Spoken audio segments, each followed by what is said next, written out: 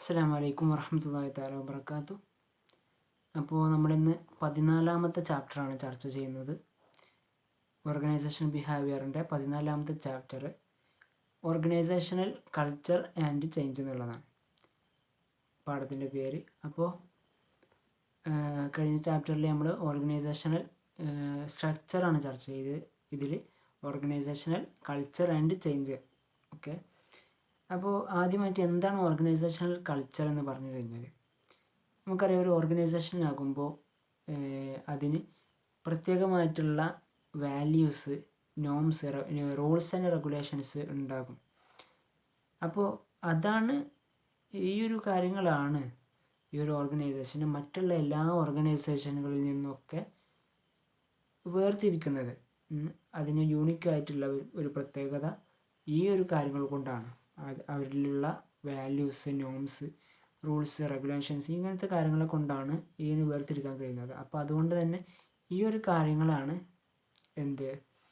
Organisational culture എന്ന് പറഞ്ഞു കഴിഞ്ഞാൽ.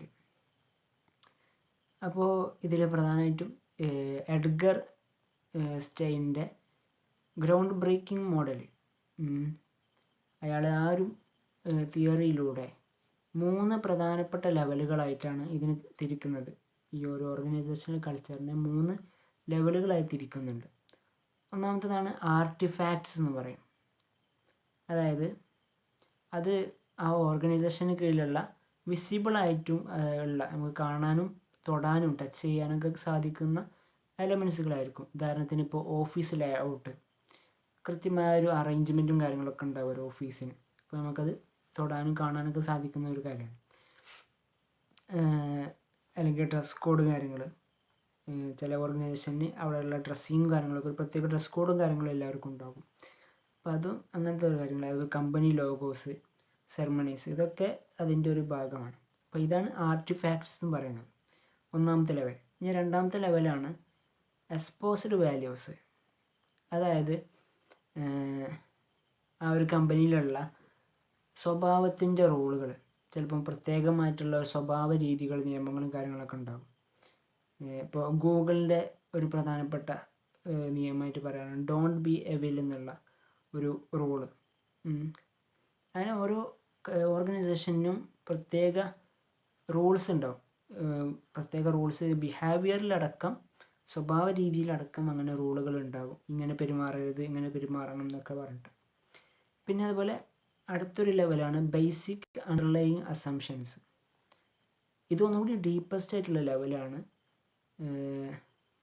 ഇത് വെച്ചാൽ ഒന്നും കൂടി വളരെ ഡീപ്പായിട്ട് ഈ ഒരു എല്ലാ ലെവലുകളും അടങ്ങിയിട്ടുള്ള ഒരു പ്രത്യേക ഒരു രൂപത്തിലാണ് ഈ ഒരു ബേസിക് അണ്ടർലൈയിങ് അസംഷൻസ് എന്നുള്ള ഈ ഒരു സംഗതി ഉള്ളത്. പിന്നെ ഓർഗനൈസേഷണൽ കൾച്ചറിൻ്റെ ടൈപ്പുകൾ വ്യത്യസ്ത ഇനങ്ങളായിട്ട് തിരിക്കുന്നുണ്ട്. അപ്പോൾ ഇതിൽ deal and Kennedy's powerful frame work എന്നറിയപ്പെടുന്ന ഒരു ഫ്രെയിം വർക്ക്, ഈ കെന്നഡി എന്നുള്ള ആളുടെ പ്രത്യേക ഒരു, അയാൾ ഉണ്ടാക്കിയെടുത്തൊരു ഫ്രെയിം വർക്കാണ്. അപ്പോൾ അയാൾ 2 ഡയമെൻഷനുകളിലൂടെ, അതായത് ഒന്ന് റിസ്ക് ലെവല്, മറ്റൊന്ന് ഫീഡ്ബാക്ക് സ്പീഡ്, ഈ 2 ഡയമെൻഷനിലൂടെ നോക്കിക്കൊണ്ട് 4 രൂപത്തിലേക്ക് ഇതിനെന്ത് ചെയ്തിട്ടുണ്ട്, ഇതിൻ്റെ ഇനങ്ങളാക്കി തിരിച്ചിട്ടുണ്ട്. അതിൻ്റെ റിസ്ക് ലെവലും പിന്നെ അതുപോലെ ഫീഡ്ബാക്ക് സ്പീഡിനെയും നോക്കിയിട്ട്. അപ്പോൾ ഒന്നാമത്തെ ടൈപ്പാണ് ടഫ് ഗൈ അല്ലെങ്കിൽ മാച്ചോ കൾച്ചർ, ഇങ്ങനെ 2 രൂപത്തിലും വിളിക്കാൻ പറ്റും. അപ്പോൾ ഇതിൽ ഈ ഒരു ടൈപ്പ് എന്ന് പറഞ്ഞു കഴിഞ്ഞാൽ ഹൈ റിസ്ക് ആയിട്ടുള്ള കാര്യമാണ്, വളരെ റിസ്ക് ആയിട്ടുള്ള കാര്യവും അതുപോലെ റാപ്പിഡ് ഫീഡ്ബാക്കാണ്. പെട്ടെന്ന് അതിൻ്റെ ഫീഡ്ബാക്കും കാര്യങ്ങളും ഉണ്ടാവും. ഉദാഹരണത്തിന് ഇപ്പോൾ പോലീസ് ഡിപ്പാർട്ട്മെൻറ്റുകൾ, എമർജൻസി റൂമുകൾ, അഡ്വർടൈസിങ് ഏജൻസീസ്, ഇവരൊക്കെ ഈ ഒരു ടൈപ്പിലാണ് ഉണ്ടാവുക. പെട്ടെന്ന് റാപ്പിഡ് ഫോഴ്സുകളായിട്ടാണ് ഇവർ പ്രവർത്തിക്കുന്നത്, അങ്ങനത്തെ ഒരു കാര്യങ്ങളൊക്കെ. അപ്പോൾ അവിടെ ഹൈ റിസ്ക്കും റാപ്പിഡ് ഫീഡ്ബാക്കുമാണ്. പിന്നെ അടുത്തൊരു ടൈപ്പാണ് വർക്ക് ഹാർഡ് അല്ലെങ്കിൽ പ്ലേ ഹാർഡ് കൾച്ചർ, ഇങ്ങനെ 2 രൂപത്തിലും വിളിക്കാം. അപ്പോൾ ഇവിടെ ലോ റിസ്ക്കാണ്, വല്ലാതെ റിസ്ക്കും കാര്യങ്ങളൊന്നും ഇല്ല, പക്ഷേ റാപ്പിഡ് ഫീഡ്ബാക്കാണ്, പെട്ടെന്ന് അതിൻ്റെ ഫീഡ്ബാക്ക് ഉണ്ടാകും. ഇപ്പോൾ അവിടെ ഉള്ളതാണ് ടിപ്പിക്കൽ സെയിൽസ് ഓർഗനൈസേഷൻ, ഒരു ഫാസ്റ്റ് ഫുഡ് ചെയിന് കാര്യങ്ങളൊക്കെ. ഒരു ഹാർഡ് വർക്ക് ചെയ്യുന്ന പെട്ടെന്നുള്ള ഒരു ഫീഡ്ബാക്ക് കാര്യങ്ങളുണ്ടാവും. ഫുഡ് മേക്കിംഗ് കമ്പനികളും മറ്റൊക്കെ ഇതിൽ പെട്ടതാണ്. പിന്നെ അടുത്ത ഒരു ടൈപ്പാണ് ബെറ്റ് യുവർ കമ്പനി കൾച്ചർ എന്നുള്ള ഒരു ടൈപ്പ്, മൂന്നാമത്തേതാണ്. ഇപ്പോൾ ഇവിടെ ഹൈ റിസ്ക് ആണ്, പക്ഷേ സ്ലോ ഫീഡ്ബാക്ക് ആയിരിക്കും. ഹൈ റിസ്ക് ആണ്, നല്ല റിസ്ക്കുള്ള കാര്യമാണ്, പക്ഷേ സ്ലോ ഫീഡ്ബാക്ക് ആയിരിക്കും അവിടെ ഉണ്ടാവുക. ഇപ്പോൾ ഓയിൽ കമ്പനികളൊക്കെ അതിൽ പെട്ടതാണ്. പിന്നെ നാലാമത്തെ ഇനമാണ് ടൈപ്പാണ് പ്രോസസ് കൾച്ചർ എന്നുള്ളത്. അവിടെ ലോ റിസ്ക് ആണ്, അതോടൊപ്പം സ്ലോ ഫീഡ്ബാക്കാണ്. ഇപ്പോൾ പണ്ടത്തെ ട്രഡീഷണൽ ബ്യൂറോക്രസികളും അതുപോലെ ബാങ്ക്, ഇൻഷുറൻസ് കമ്പനികൾ, ഇതിലൊക്കെ ഇങ്ങനത്തെ ഒരു സംഗതിയാണ് ഉണ്ടാവുക. പിന്നെ അടുത്ത ഇതിൽ ചർച്ച ചെയ്യുന്നത് എങ്ങനെയാണ് ഈ കൾച്ചർ രൂപപ്പെടുന്നത്, അല്ലെങ്കിൽ ഒരു ഓർഗനൈസേഷൻ അല്ലെങ്കിൽ ഒരു കാലഘട്ടത്തിൽ നിന്ന് അടുത്തൊരു കാലത്തിലുള്ള ആളുകളിലേക്ക് ഇത് ട്രാൻസ്മിറ്റ് ചെയ്യുന്നത് എങ്ങനെയാണ്. ഒന്ന് സ്റ്റോറികൾ വഴിയാണ്. ഒരുപാട് കഥകൾ അതിൻ്റെ പിന്നിലുണ്ടാകും. ചിലപ്പോൾ ഒരു ഓർഗനൈസേഷൻ തന്നെ പാരമ്പര്യമായി ട്രഡീഷൻ ആയിരിക്കും ഇത് ഉണ്ടാവുക, പക്ഷേ അതോടൊപ്പം പാരമ്പര്യമായി അവരിൽ നിന്ന് കൈമാറി വരുന്ന സ്റ്റോറികൾ കാര്യങ്ങളുണ്ടാകും. അല്ലെങ്കിൽ റിച്വൽസ് ആൻഡ് സെറമണീസ്, പിന്നെ അതുപോലെ മെറ്റീരിയൽ സിമ്പിൾസ്, ലാംഗ്വേജ്, ഇതൊക്കെ അതിൽ പ്രധാനപ്പെട്ട ട്രാൻസ്മിറ്റ് ചെയ്യുന്ന രൂപങ്ങളാണ്. പിന്നെ